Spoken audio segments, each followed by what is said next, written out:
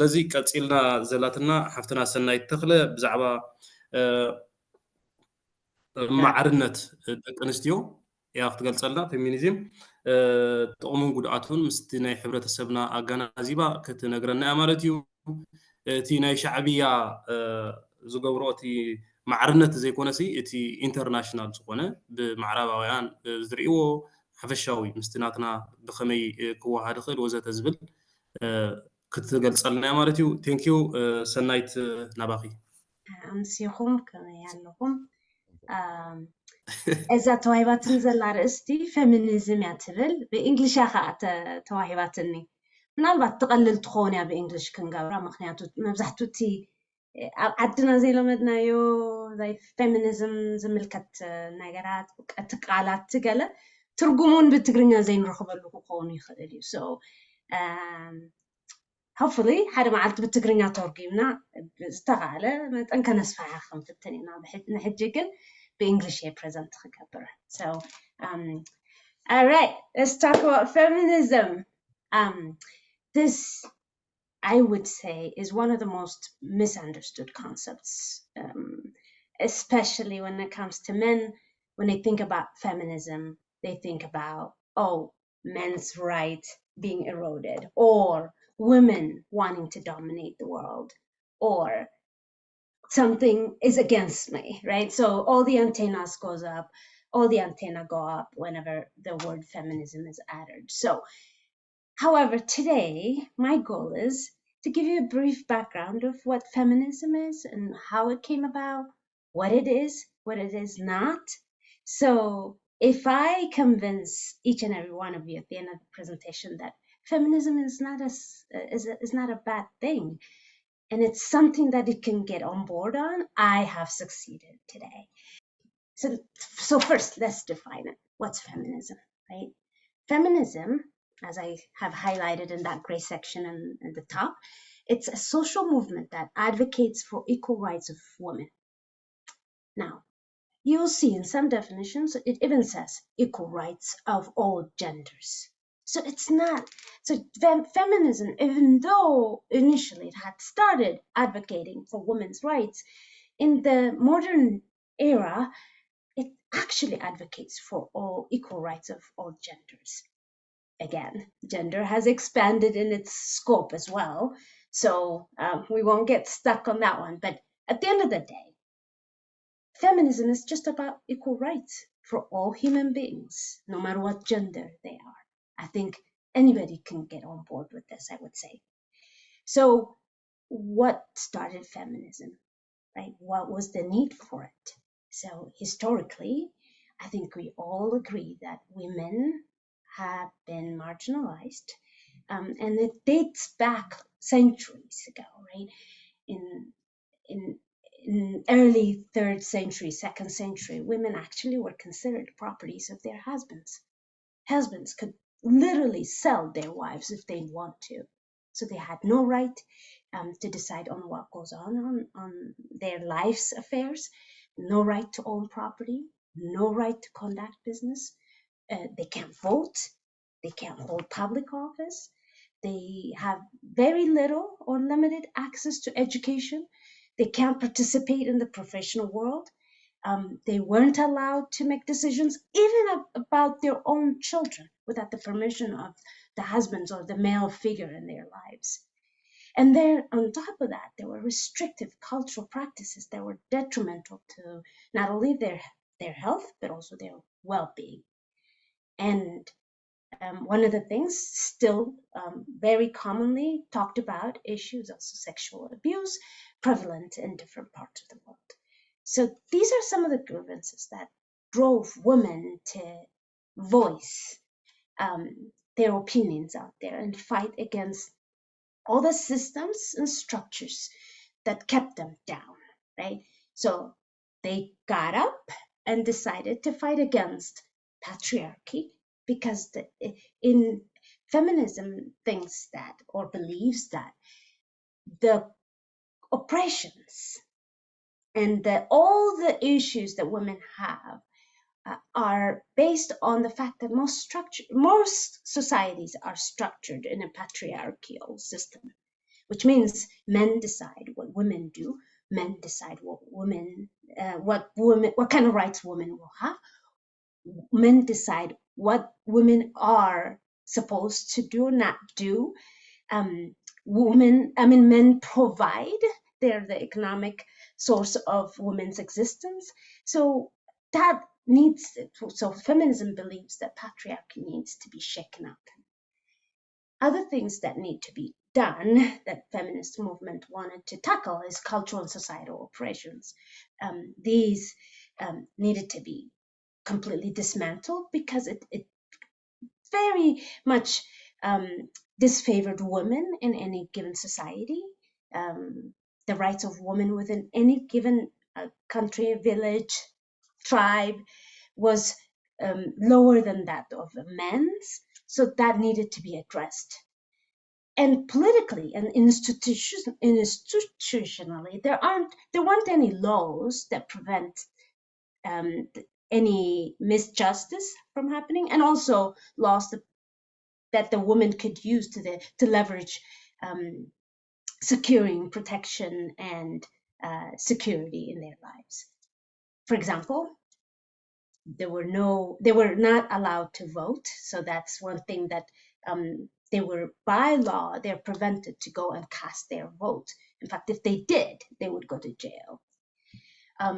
And so feminism wanted to fight all those institutional political restrictions that were imposed upon them, preventing them from exercising God-given rights out there. Feminism also fights against discrimination. When I say discrimination, especially lately, feminism has evolved into fighting against discrimination, not only for women, but also a wider range of society class, gender, race, it could be class, other things as well. Because at the end of the day, feminist goal, especially in the modern era, is living in harmony where everyone's rights is kept and preserved. And it also fights against sexism. Sexism is basically discrimination, but mainly targeted towards women. I won't drain this slide, I promise. But the reason why I put this slide out here is because I wanted you to know that feminism is not a modern concept. It started long time ago. Even though there aren't very many recorded cases where we could pinpoint, hey, this is where it really started, but there are instances as early as 14th, 15th century where women started writing about the things that are impacting them. But they didn't necessarily go into the core of the issue, the equality of men and women. They just went around, oh, we don't have enough educational opportunities, and we don't like the kind of dresses that you're making us wear, or all these cultures are very oppressive to us. And they kind of tried to peel off all the different issues. They went around it. So slowly, though, the debate on women's rights kind of kept expanding. And what helped is around 18th century, there was a movement called Enlightenment movement, where people started to really philosophically think about concepts around God, nature, humanity, reason, and the relationship of things as a whole, right? So at the end of the day, what this movement uncovered is that for a society to live at peace with itself, it needed knowledge, freedom, and happiness. These are the core things that are needed. So women took a hold of this and said, okay, if a society needs knowledge, it means expansion of education. Freedom means being able to do what you want. Happiness means pursuing what you like to do. Why can't that be extended to us? So women started to push the Enlightenment agenda for their advantage, so that they could gain traction towards their securing equal rights as men. After Enlightenment, other movements followed, like French Revolution, American Revolution, even abolitionism, which is really the movement to free all the slaves at the time. and then other social movements followed.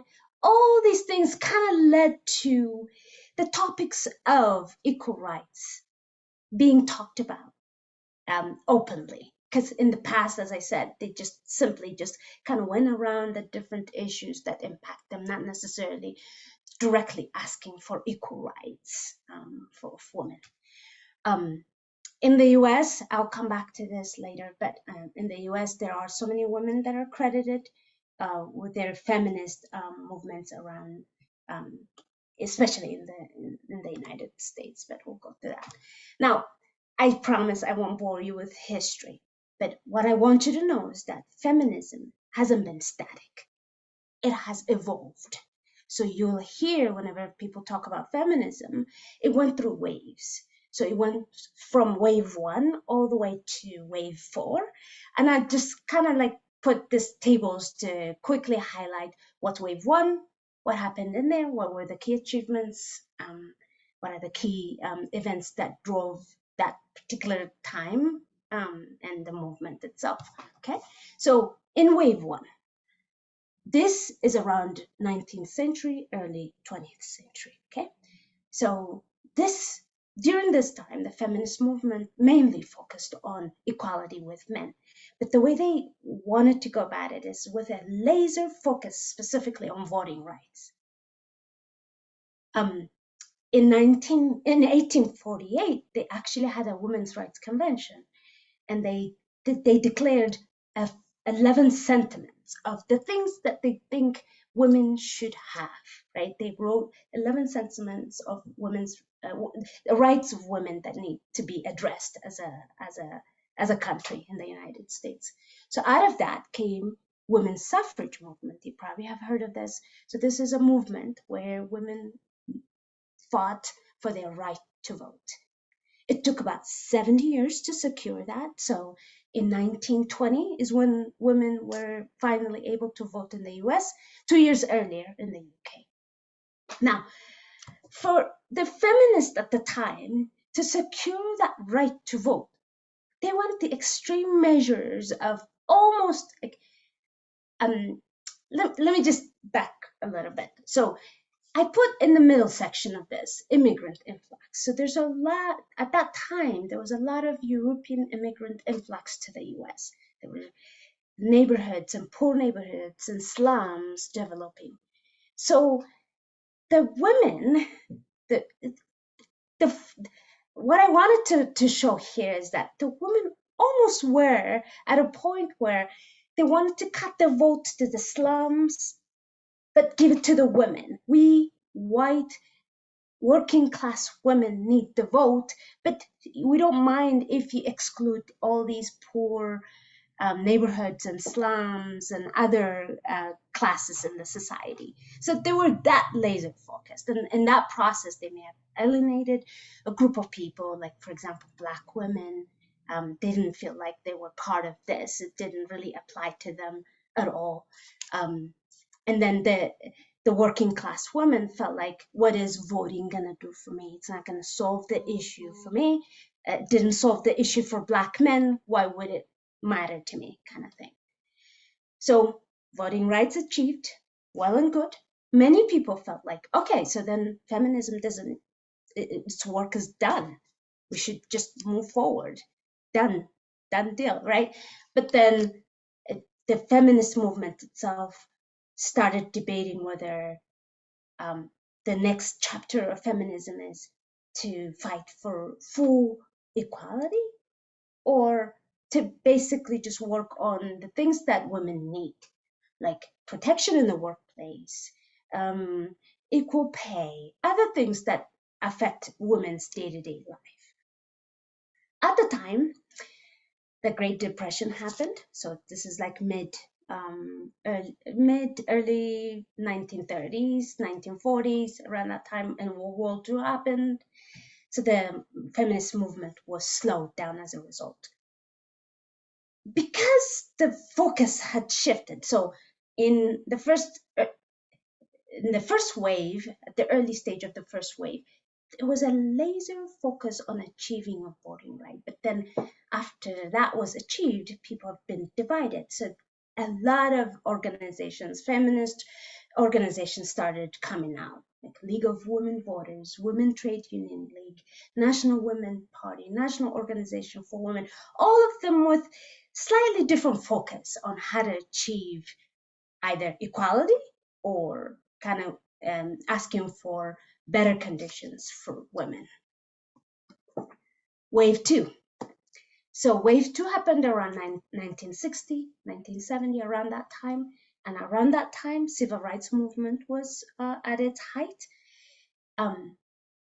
During that time, the key asks of the movement were challenging women's roles, employment discrimination, and equal pay. These were at the core of what they're asking for. And again, at this time, in the second wave, they were able to achieve Equal Pay Act to be signed in 1963. And the Civil Rights Act of 1964 was also amended to include gender as one of the protected classes. And then women were able to get access to male-dominated occupations that were traditionally reserved for men, like construction, pilot, teachers, and things like that, that were mainly just reserved for men. So, however, after this second wave, the thinking about feminism itself got divided. Women started thinking about feminism in 3 different ways. So there were 3 schools of thought that evolved out of this. Now, there are liberal feminism. These women believe in concrete and practical institutional and governmental level changes in order for women to achieve equal rights. There were also radical feminists. These believe in truly like revamping the overall societal structure in order to achieve equal rights for women. And there were a third class of feminists. They call themselves cultural or difference feminists. And these are basically about, hey, I don't have to do equal job, or I don't have to be involved in the same sort of careers as men, but I am unique. I am a unique set of abilities and inclinations, and that should be celebrated type of feminism. And today, in the modern day feminism, you'll see a range of feminist movements that fall in either of these categories. So, third wave. Third wave is fairly recent, and that started around 2012. Sorry about that. This should read, the period for this third wave should be around 1990s, okay? Sorry about the typo. So the focus of feminism by this time has shifted into groups and individuals working towards gender, racial, economic, and social justice. Not just about women, but all these classes, their rights being respected and honored. So it has gotten a little bit more vague. It's almost like going through some sort of a reconstruct in a sense. So the feminist movement of the 90s focused mainly about reframing the story and redefining women and portraying them not as victims, but as assertive, powerful, and in control of their own lives and sexuality. They wanted to make sure that women are not seen as victims, but they own their own fate, type of thing. This, in a way, for the women that led the second wave and the first wave, this would have been like a huge setback when you think about what they'd achieved, and this seemed to go against everything that the first and second wave women had achieved. There weren't that many organizations here because they were so, this was very wide range set of causes and issues to be addressed. So there was one third wave direct action corporation that got set up during that time. But many of the feminists of the 90s don't necessarily agree to one single voice speaking for the feminist movement. So what had happened during the 90s is that feminists became plural, in causes and the issues that it addressed, multifaceted. Like there were so many issues to address. There's reproductive rights, there is racial issues, there is gender issues, there is social justice issues. And those became at the center of the feminist movement. And so it's very multi-layered, multifaceted, not a single uniform voice at all.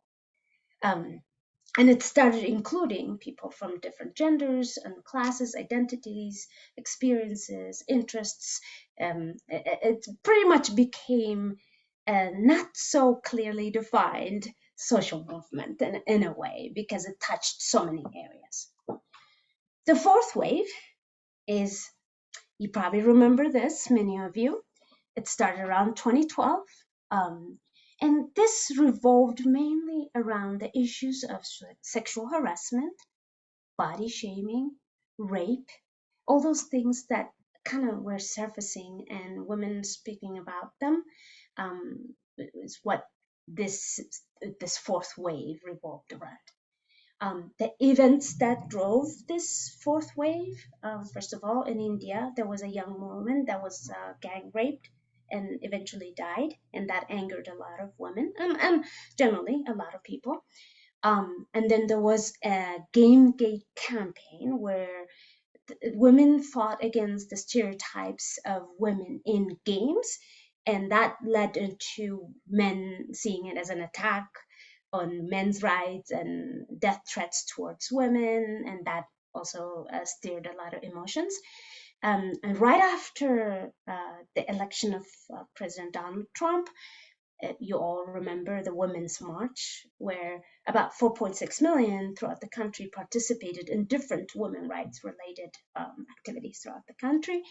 And also what's key about this time is that women started talking about high profile men, powerful men, that had done sexual assault on women, especially Black and Hispanic, and then that Senait, led into, yes, go ahead. أتقلل قبل يا أخي. Okay, that led into the زين. Me Too movement, and this is like still going on, and that's the fourth wave. So feminism is not, as I said, it's not it's not one dimensional. It can intersect. So if I'm a woman, I'm also a Black woman. I could face sexism and racism as well. So in many cases, sometimes even women may not relate to feminism because there are other issues that take precedence over the issues of gender discrimination. For example, in the early days of feminism, there was a Black woman, freed slave, that joined the feminist movement, and she decided that all these things that you guys are doing doesn't apply to me. Aren't I a woman? So she decided to dedicate her life, however, to the causes of abolitionism, property rights of freed slaves, and things like that. So many Black women in the feminist movement sometimes feel disenfranchised because their experiences don't necessarily jive with the majority of the white feminists out there. So you'll see women that intersect multiple classes, they will tend to pick other causes over the cause of feminism. They still agree to equal rights of women, but still their energy and time will be dedicated to other causes. So feminism definitely has changed the world. It has increased educational opportunities. It has given women right to vote, workplace discrimination protections, making decisions about women's bodies, cultural norms in many parts of the world are changing. That women are participating in different things, including sport and organized religion. Some are pastors already. The reduction of detrimental cultural practices, ending of widow burning. I don't know if you knew, in India they burned widows, so that is part of the feminist movement in India that achieved that. But however, it's still those issues still linger, right? Not in the Western world, relatively no issues, but still major issues exist around the world. So feminism is not something that can be boxed into one uniform global movement, because the issues are different. If you go to Egypt versus New York versus Hungary versus Australia, the issues are completely different. South Africa, every country has its own issues. So there, in fact, in many cases, the women in the developing world feel like the feminist movement has gone too far and it doesn't represent their main interests. Poverty, all these cultural issues are at the core of their interests, but the current feminist movement may have gone too extreme. I just put in here some of the conferences that happened in the 1980s, 1990s, where the core issues were the veil, FGM, and things like that, contraception, abortion, gay rights, and things like that. And the women in the third world felt like, why is this relevant to me? Right? So there's a little bit of a disconnect in the global sense. So it's not, so feminism has challenges in terms of having a uniform global coherence. Let's talk about, so again, at the end of the day, yeah, well and good. The world has its phases and waves of feminist movement, but what is it like for us? Why do we even want to talk about it, right? So my brothers and sisters have outlined all the issues that our country is going through. So basically, inside Eritrea, we know that there are still deep-rooted cultural norms and expectations that puts extra pressure and disfavors women. Even though, to give credit to the current regime, they made some progress towards reducing FGM and child marriages. Still, those things exist. Broken families are prevalent, and sexual abuse and harassment, and slavery, torture, as a result of the military service, the extended military service, is still prevalent in Eritrea. And there are some World Bank statistics out there that I put just for you to read through, that shows that women are still behind, way behind in Eritrea, and a lot of catching up to do. The issue with the women in Eritrea is that the so-called emancipation and empowerment, ma'arinat, it's very much celebrated during times of war because women participate in war. But when the dust settles, women are then pushed back to their traditional roles and discrimination and all over again. And to my knowledge, other than the National Women's Association and government mandated Women's Association, there is no independent feminist movement that I know of. In exile, the issues are compounded by other things. So when it came to America, we also became Black. Our educational backgrounds work against us. Our immigration status works against us as well. Race is on top of that, right? As I said, our income is normally on the lower class. So all these things create a huge intersectional feminist issue for Eritrean women in exile. The issue I see the most troubling, however, is that there are limited participation in the existing feminist movements in the US or otherwise. Eritrean women normally don't take an active part in existing organizations. And to be honest, they don't even feel the sense of ownership of all the existing feminist movements. So at the end of the day, I hope I have given you a quick preview of what feminism is and what feminism isn't. So what I want you to take from this is that, hey, if you had any misunderstandings about feminism, I just want you to know that, yes, you may have thought that feminism is a harmful thing to men. It erodes men's rights. No, you're wrong. Feminism actually does help men because it relieves their patriarchal roles and responsibilities and helps achieve equal rights of both men and women. And some Men might think feminism is about hating men. No. In fact, feminism sees men as critical allies. Change cannot come without the involvement of men, brothers, and husbands alike. And feminism is a Western issue, is another misconception, but I think we've shown that it's not a Western issue. Women's issues are all over. It may be unique to each and every country, but it's definitely not a Western issue. And some people think only women can be feminists. No, you, my brothers and sisters, you can be feminists too, as long as you believe in equal rights of the genders. And another misconception is that all feminists are the same. They all want to dominate the world and to have women at the top and everything. No, that's not the case.